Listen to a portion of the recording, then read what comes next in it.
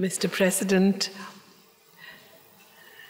Honorable Mayor of Gdańsk, heroes of August, members of the opposition, ladies and gentlemen, it's a pleasure and a privilege to address you this evening on the occasion that marks a milestone not only in the history of your country, but of Europe, and also, I think, a turning point in world history.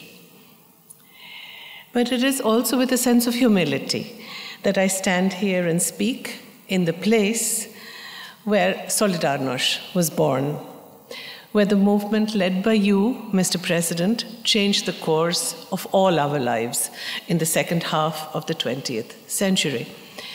To be asked to give the annual lecture to commemorate this momentous event in a museum built to place this movement in a world historical perspective is a rare honor indeed. And I'm deeply grateful to the European Solidarity Center and especially to its director, Basil Kerski, for this invitation. I would also like to take the opportunity to congratulate him and his team and the city of Gdańsk on the award of the prize by the Council of Europe this year to the Center for the Best Museum in Europe. This is indeed an excellent and well-deserved distinction. Listening to you, Mr. President, I was reminded of my time in Oxford as a student when I was following the events here in Gdańsk and in your country in the press and on television. I shared in the excitement of history unfolding before our very eyes, but I must admit I was afraid. I was afraid during the years of the martial law following the movement for the men and women who risked their lives in the struggle against totalitarian rule, in the struggle for democracy, in the struggle for a life of dignity. I was afraid because I had experienced myself just a few years before that something close to what you went through, and that is the very dark period, 1975 to 1977, in the history of my country, India. It is the time of the emergency when all civil liberties and political rights were suspended. This is the period of my own political socialization, and I knew the sense of fear that gripped me as I was watching the events unfold here.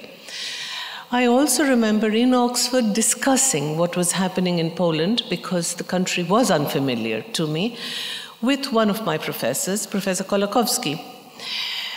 And this is when I first heard the name Józefa Tischnera.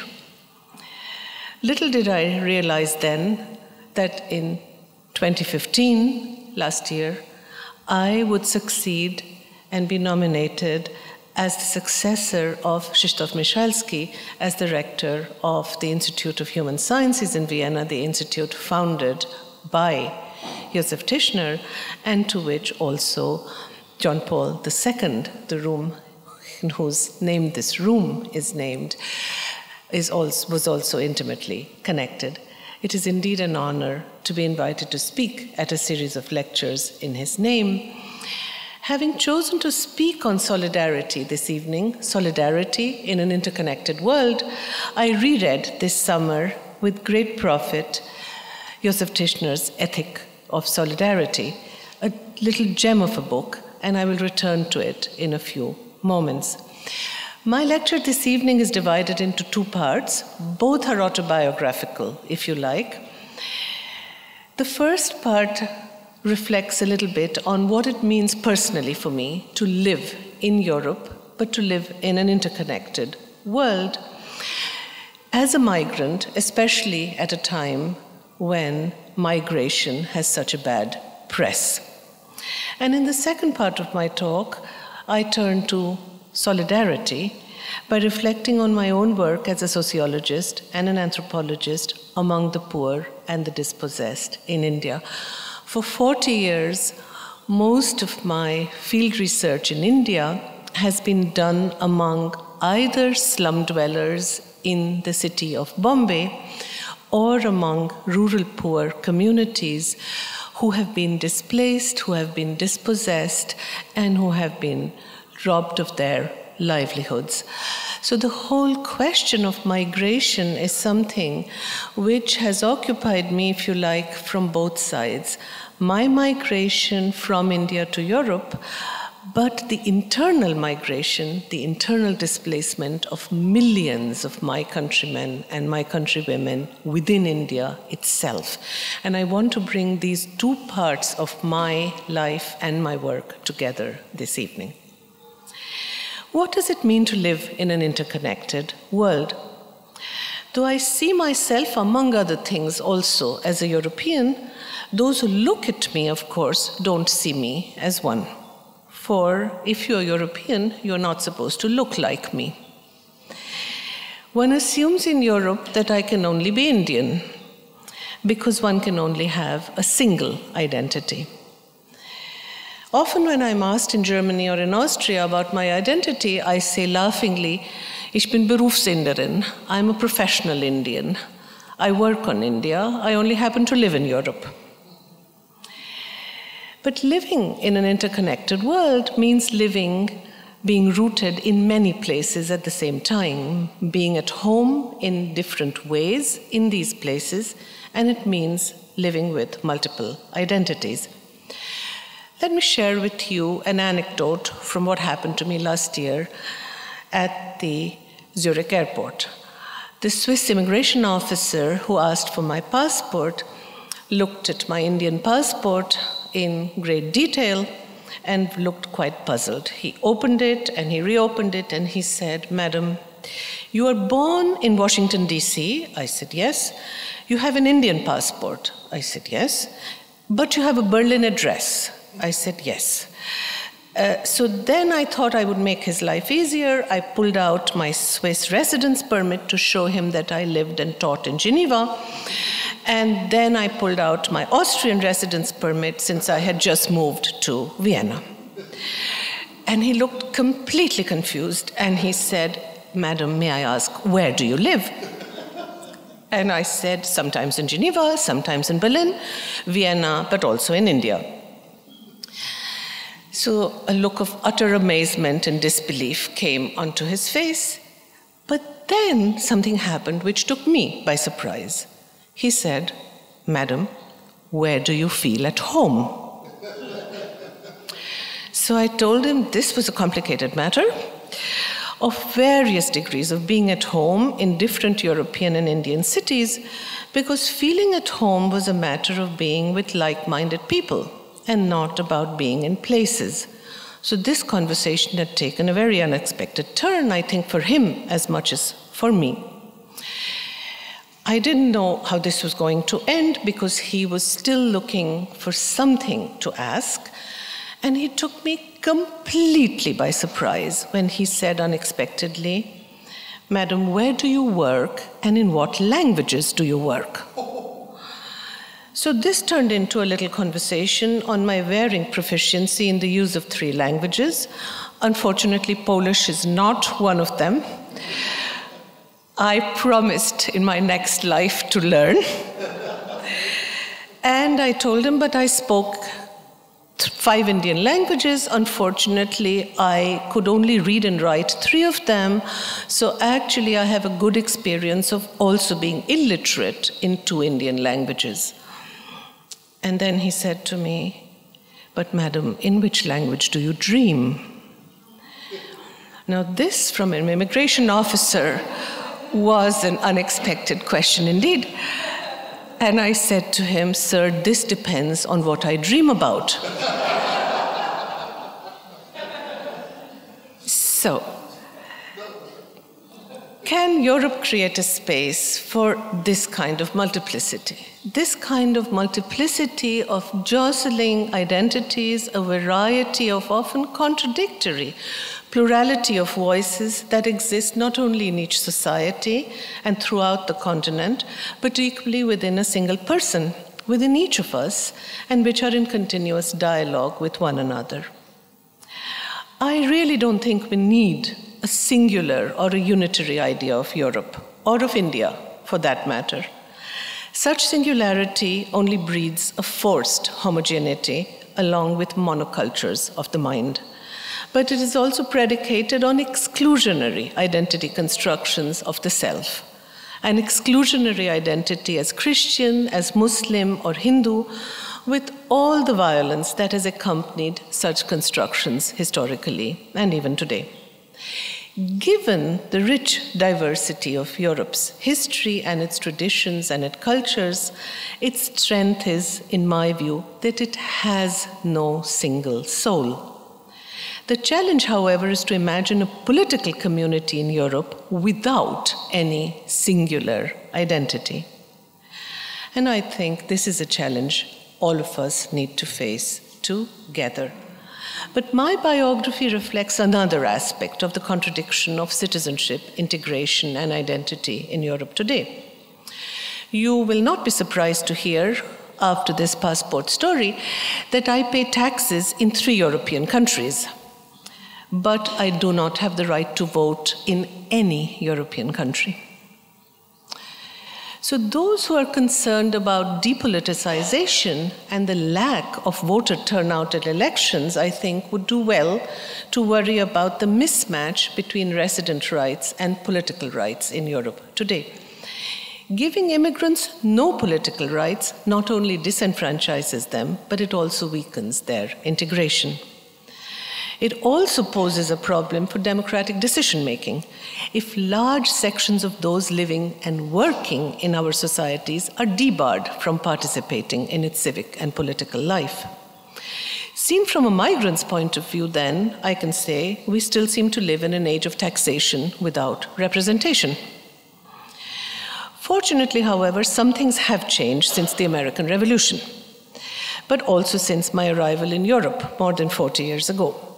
Back then, I remember the first question I was always asked in Germany was, how long have you been here and when are you going back? This was not necessarily a hostile question. Sometimes it was also meant kindly.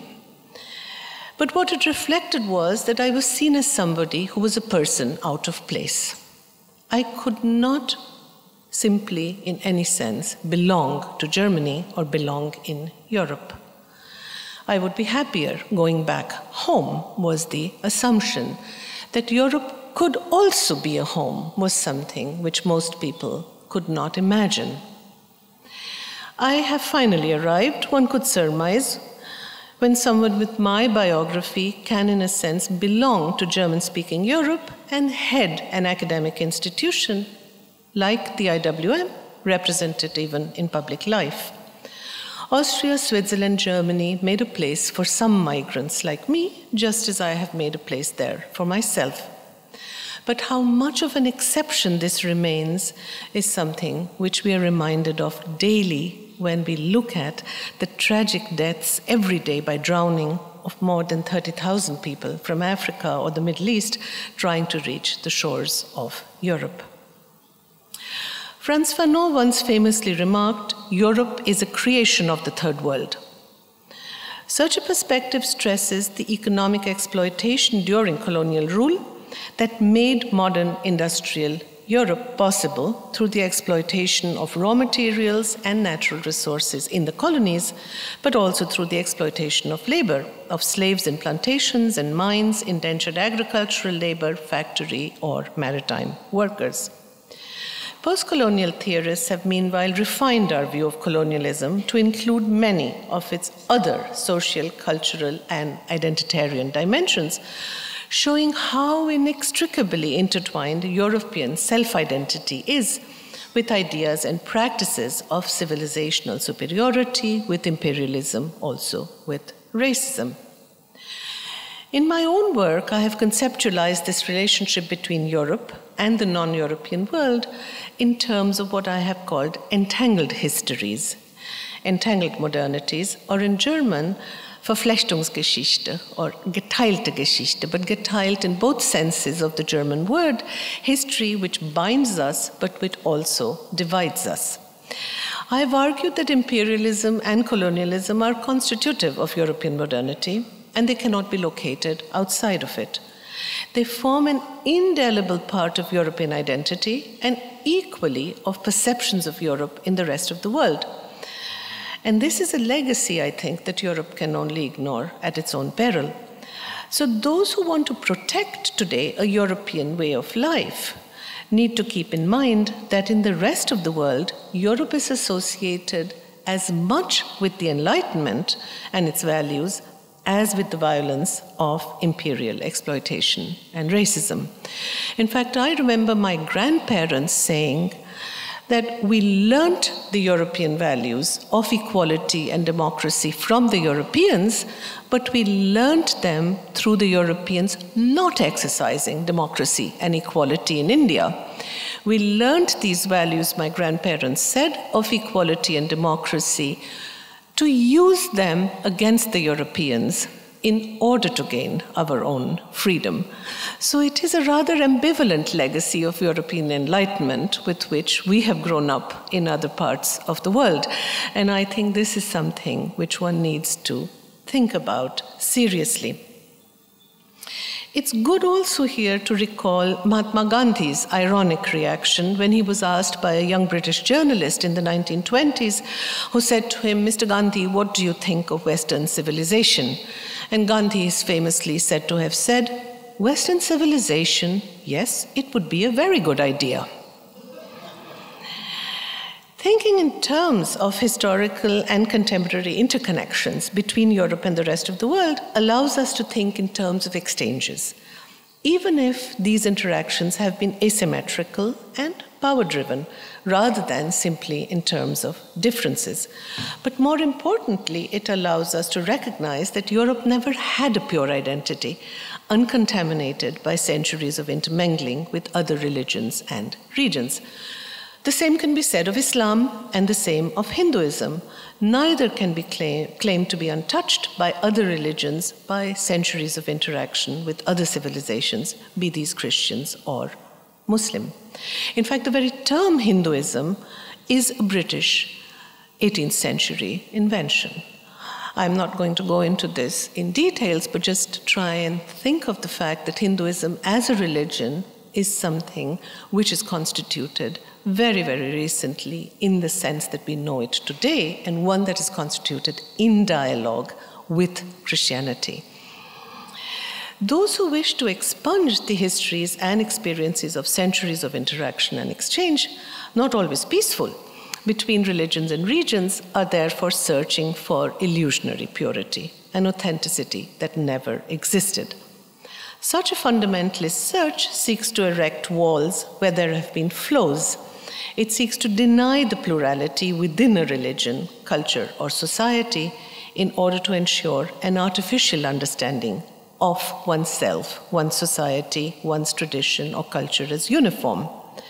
The novelist Salman Rushdie has used very provocatively the term mongrelization to drive home the point about the history of intermixtures that constitute all our societies and traditions. I'm not sure if he was aware that he was echoing the sentiments and, in fact, the very words of Karolina Lankoronska, the Polish aristocrat and scholar who grew up and was educated in Vienna.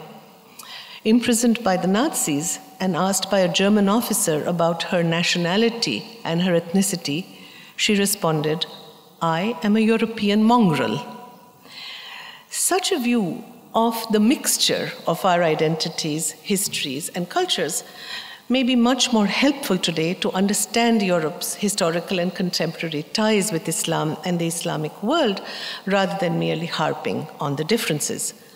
For such a view of both Europe and Islam would deliver a blow to all fundamentalists who construct monocultures of the mind and who would erect walls, mental and physical. Amidst the politics of fear, of resentment and hostility which govern futile attempts at building walls to fence ourselves into narrow national territories and cultures, Józefa Tischner's resounding call to solidarity is more relevant than ever. His is a universalistic ethic of solidarity, though deeply Christian in its roots. And as you very well know, it arose from a very particularistic circumstance here. And yet, when he asks the question, to whom should our solidarity be directed? His answer is, we owe especially deep and strong solidarity to those who have been hurt, wounded by other human beings, and who as a result have suffered avoidable, unnecessary, and arbitrarily inflicted suffering. His answer to the question of what we should do to prevent such injury is that we must always have hope that it's possible to change things. For such hope is central to a dialogue of solidarity, he reminds us. The dialogue is about the pain inflicted, he says, which lends to the words of solidarity its power of persuasion. In such a dialogue, no side has a monopoly of truth, since dialogue is about building up mutuality, reciprocity, where each has to learn to see the other from outside with the eyes of the other, so to speak. These are precious words of wisdom, I think, in an age where solidarity has become difficult, and I will try to show in the second part of my lecture why, but also where dialogue has been rendered extremely difficult. The thousands of refugees who continue to arrive in Europe each day face innumerable obstacles today. Not only physical barriers, walls, newly erected fences, barbed wires, but an even deeper obstacle in the form of nationalism and xenophobia.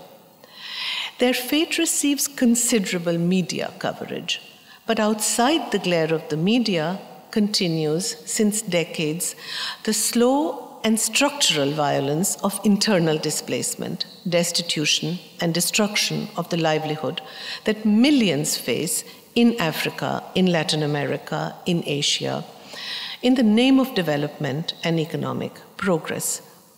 It is to the neoliberal economic processes that render livelihoods precarious every day and render some lives disposable that my research has focused since 40 years. For in my view, no economic model, no model of development can be socially sustainable if it pauperizes large parts of the population and treats their lives as waste, destined for the dustbin of history. The people whom I work with have been moved forcibly from their homes and their lands without any compensation to make way for dams, for highways, for airports, for special economic zones, military bases, and for mining activities. These are fishermen, fisherwomen, pastoralists, these are agricultural landless laborers, small farmers, all of whom have been turned forcibly through this movement into urban slum dwellers and then forced to move again as the cities so-called beautify themselves. They are again moved from within the city to the margins of Bombay, Delhi, Bangalore, due to corporate land grab and real estate development, the building of malls and of middle-class high-rise apartments. These are the urban and rural poor whose lives I have shared while doing field research in India. And as I witness, record, and participate in their political struggles and also their legal battles for social justice and citizenship rights in their own countries, I have often asked myself the question, what do we owe to those suffering and dispossessed if we are to call ourselves ethical beings? This is Józefa Tischner's question. One way to answer it would be with the philosopher Levinas's account of a basic hospitality that constitutes our humanity, a hospitality that involves curtailing our own enjoyment of the world when confronted with another person's wants. Interestingly, Levinas describes the self as both a host and a hostage to others. We are hosts to others because welcoming them into our world is a precondition for a relation of identification and differentiation between us. And we are hostages. We are hostages because our personal identity is determined by how we respond to the demands that others place upon us. In his profound treatise, Otherwise Than Being, Levinas reminds us of the irreducible humanity of other human beings that is found in the face. Faces, not numbers, not statistics, confront us directly and immediately. Faces refuse typology. As Judith Butler has recently argued in Notes Towards a Performative Theory of Assembly, the question of morality is thus intimately interwoven with that of biopolitics. That is the power that organizes life, which disposes lives to precarity differentially, and even establishes a set of measures for the differential valuation of life itself. So, as Butler rightly suggests, the most individual question of morality, which we can pose is, how do I live my life, is mixed up with the biopolitical question, which we can pose as, whose lives matter. It must thus include consideration of a situation in which diverse populations are increasingly subject to what has been called increasing precaritization, induced and reproduced through decision-making both by the state but also by supranational financial institutions. This is a deliberate political process of impoverishment that makes lives precarious, that renders lives insecure, it makes work informal, and that is responsible for displacement, for homelessness, that tears apart kinship networks of support, that erodes social safety nets in the pursuit of profit. Thus, precarity may affect us all existentially, as Butler reminds us, but I think the deprivations it causes affect us very differentially, depending on our class, race, or gender.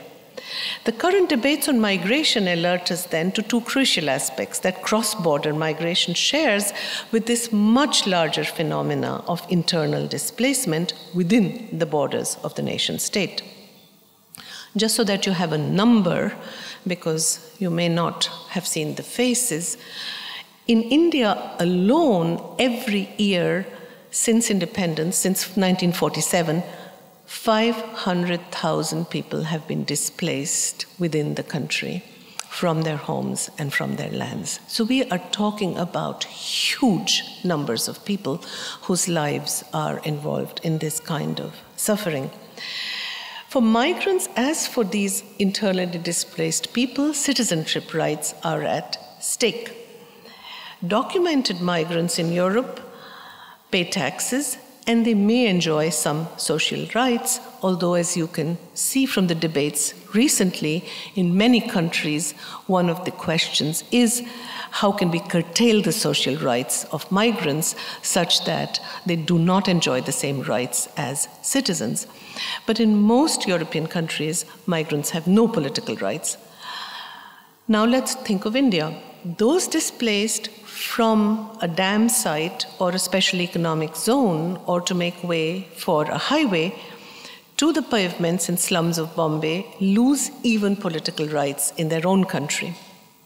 Slum dwellers don't have identification papers because they don't have a legal home. And they're casualized labor without legal status, so they have no economic, social, or political rights within their own country. And this is true of many of the migrants from the Middle East and Africa who are coming to Europe today. Secondly, in such situations, the question, whose lives matters, points to the fact that we cannot take for granted that all lives are worthy of protection, or that all our right-bearing subjects enjoy the same freedom.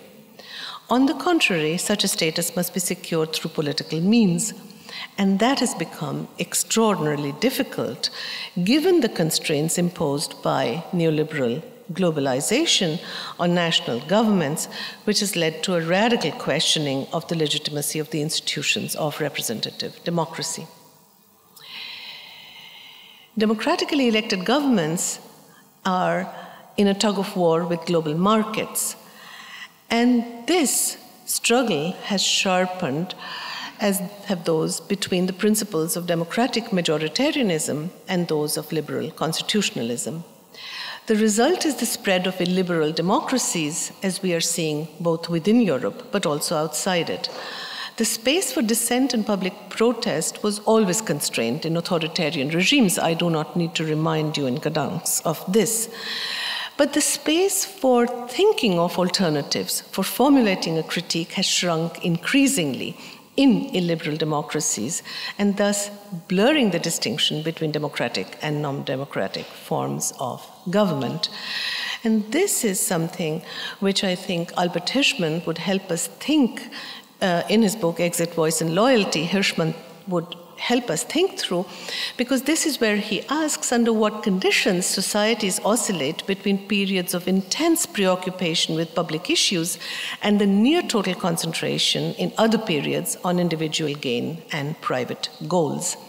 And he suggested that there are indeed collective cycles of public engagement, though I'm afraid we don't really understand why and when. In many respects, the spread of formal democracy worldwide has indeed turned today into a crisis of democracy. Trust in the political institutions of democracy, parties, elections, parliaments, is in free fall, while many newly democratized societies are experiencing what Larry Diamond calls democratic recession. Even in established liberal democracies, the nature of politics has undergone a significant change.